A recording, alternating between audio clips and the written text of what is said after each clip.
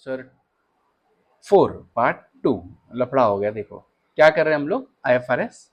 मैंने कहा कि छोटे छोटे सम्स लेंगे ताकि जो भी अब तक पढ़ा है, इन्वेंट्री का वैल्यूएशन जो भी है वो हमारे दिमाग में आ जाए। State whether the following items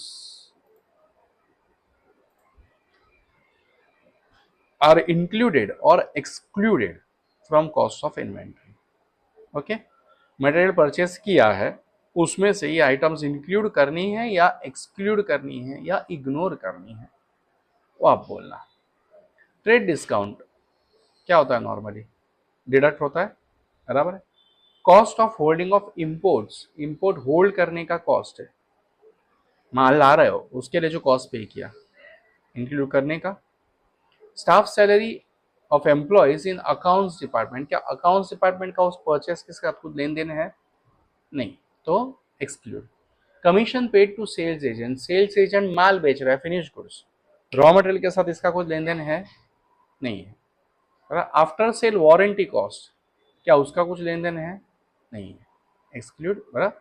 तो first is deducted, the second should be included क्योंकि ऐड करना पड़ेगा, क्योंकि मटेरियल मैंने 1000 में परचेस किया और 100 रुपया अगर ट्रेवलिंग कॉस्ट पे कर रहा हूँ तो 1100 में पड़ा ना मुझे यहाँ पे, बराबर। स्टाफ सैलरी एक्सक्लूड किया, कमीशन एक्सक्लूड किया, आफ्टर सेल्स वारंटी एक्सक्लूड किया। Yes. Success limited manufactures and sales paper files, ठीक है।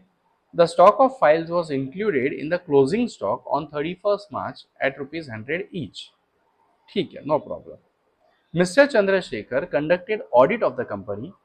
He noted that the subsequent selling price of the inventory on 30th April 25, okay, was 80 per file.